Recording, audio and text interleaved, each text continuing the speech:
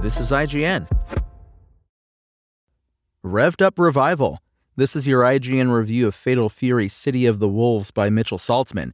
The OG SNK fighting game series and the one that went toe-to-toe with Street Fighter II back in the 90s, Fatal Fury has been dormant for more than 25 years. SNK has been quite active in that time with the King of Fighters series and even a Samurai Showdown revival, but those offer two very different styles of fighting game, leaving Street Fighter without its most comparable SNK competition for far too long.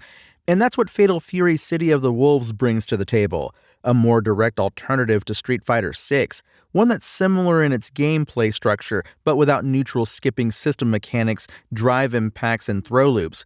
It's missing a few modern-day fighting game features that should be standard at this point, and its UI is lacking to say the least. But in all of the areas that matter most, City of the Wolves hits like a Buster Wolf to the face.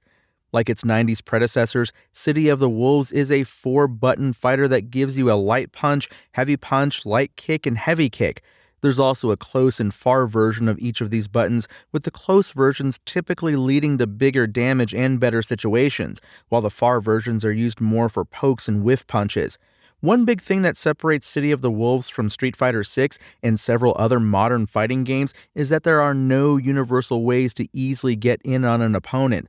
There are no shared high-speed dash-ups that let you keep your turn even if they're blocked, no universal vanishing teleports, and no projectile invulnerable quicksteps.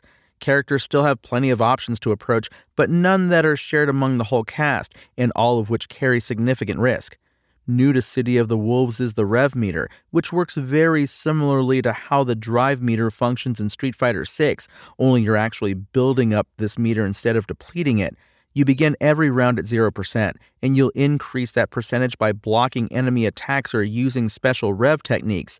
Those include EX special moves, a Rev guard that adds substantial pushback to your guard and avoids chip damage, and armored attacks called Rev blows.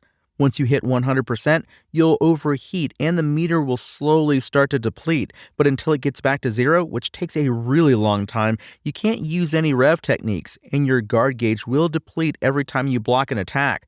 Once that's gone, your guard will be broken and you'll be open to a free combo from your foe. Outside of that one relatively small issue, the actual fighting in City of the Wolves is excellent. There's a great flexibility in the combo design that lets you go for either reliable and easy damage just by stringing a couple of EX special moves together with the option to end with a super, or a more execution-heavy combo that incorporates techniques like special move breaking and feints, both of which require fast fingers and much greater precision. That lets you weigh the potential of an increased reward against a much higher chance of dropping the combo however you want. The single-player options in City of the Wolves are pretty fun, even if they are pretty basic. The first is the classic arcade mode that works as you'd expect.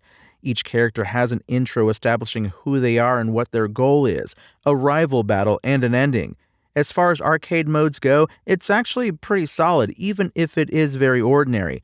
I've only beaten a handful of them, but each one has had some really nice character building moments and long-awaited payoffs for anyone who's been following Fatal Fury lore for a while. When it comes to all the most important parts of a fighting game, Fatal Fury City of the Wolves is up there with the best of the genre.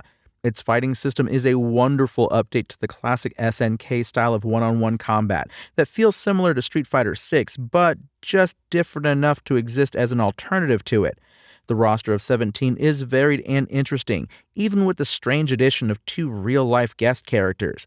And its netcode, while not on the same level as games like Street Fighter VI and Guilty Gear Strive, is at least relatively close to it.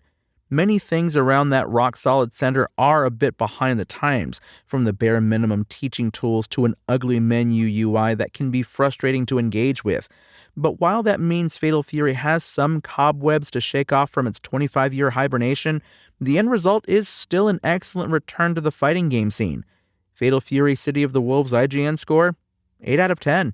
Thanks for listening to IGN. My name is Tony Jackson, and for the latest Fatal Fury updates, visit us at IGN.com. Spoken Layer.